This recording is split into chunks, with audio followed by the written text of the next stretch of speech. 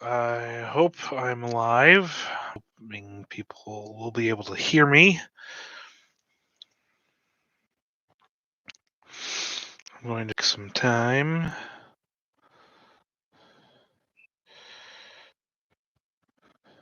Can you hear me?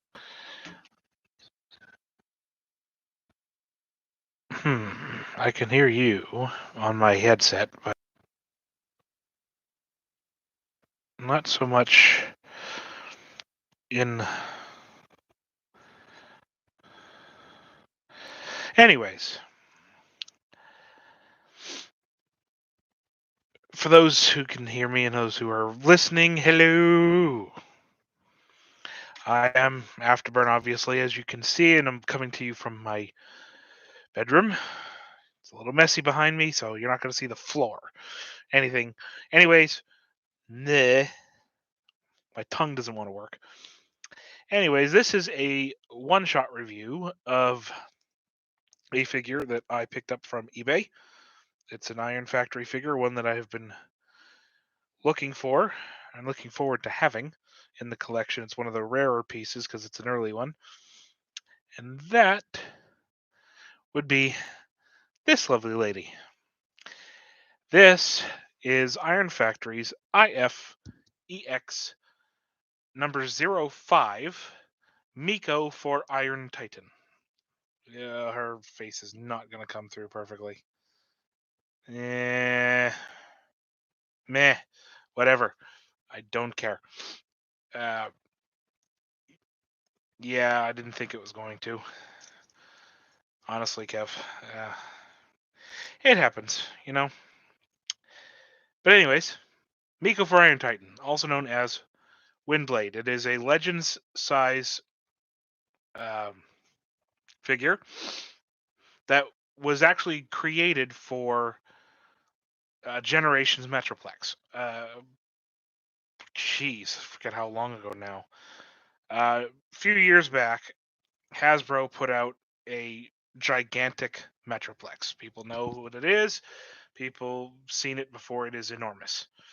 It's actually bigger than the Devastator you have, Kev. It's even bigger than that.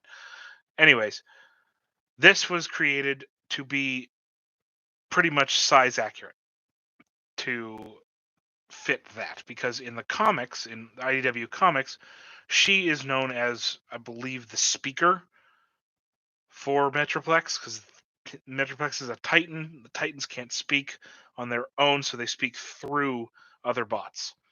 And she was designated as that. It's really hard to see, but she has a little geisha face. It's really bad. Come on. Focus, you dumb thing. I gotta work on this webcam and whatnot. Anyways, she's very nice. She's very tiny. Actually, let me pull one of the other ladies off the shelf. Show you how small she actually is comparatively. Why are you falling over? Okay.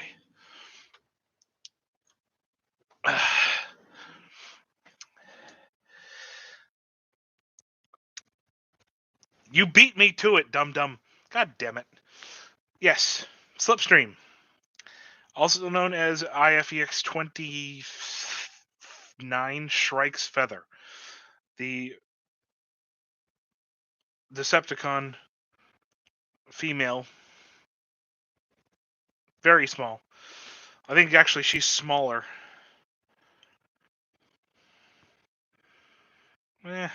Maybe. It's hard to tell. It's hard to tell when I'm holding them,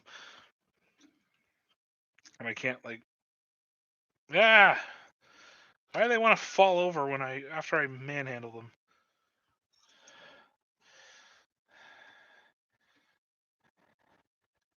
She wants to fall backwards. Why? Yeah, on the table she is slightly taller with her head crest, but yeah, they are side by side. Um, let's get another lady off the shelf. Ugh. This one is Ilaria. This is Alita 1. She comes packed in with Optimus. There's them side by side. And Ilaria is obviously taller.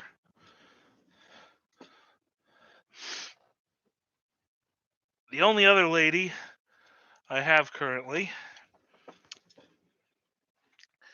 is Hunter RC.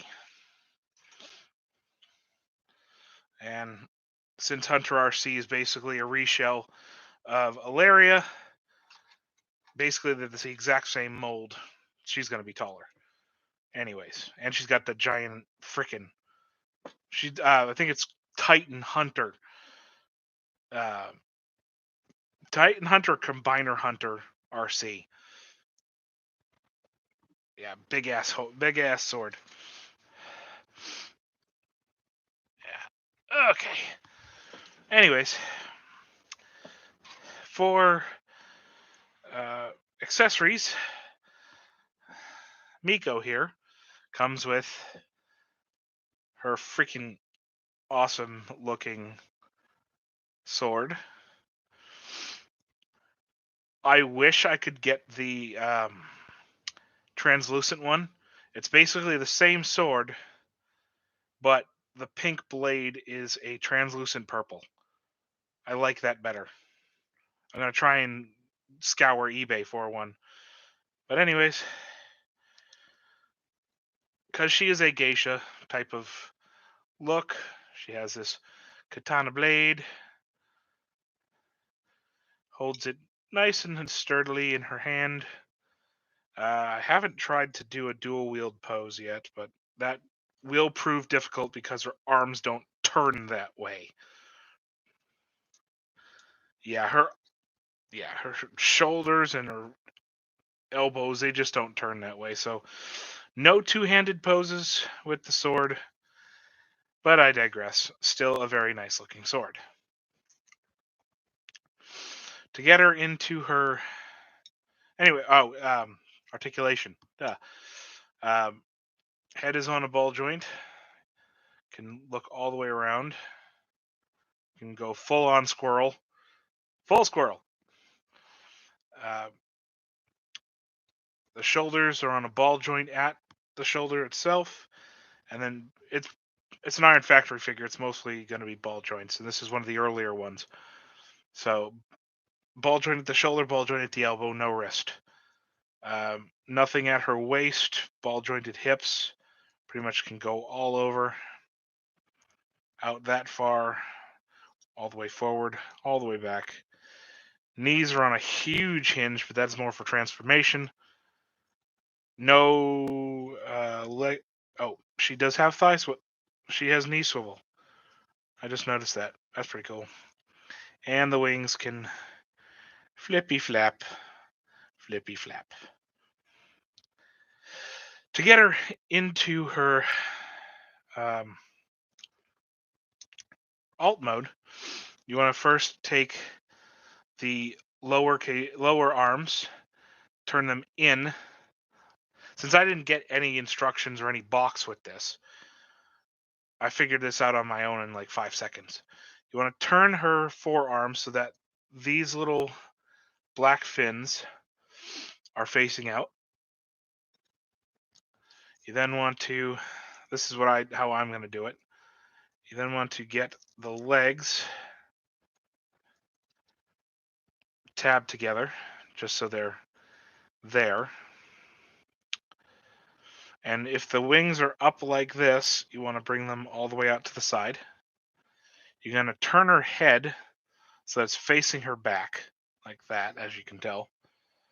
And then you're bringing the whole nose of the plane up and over her head.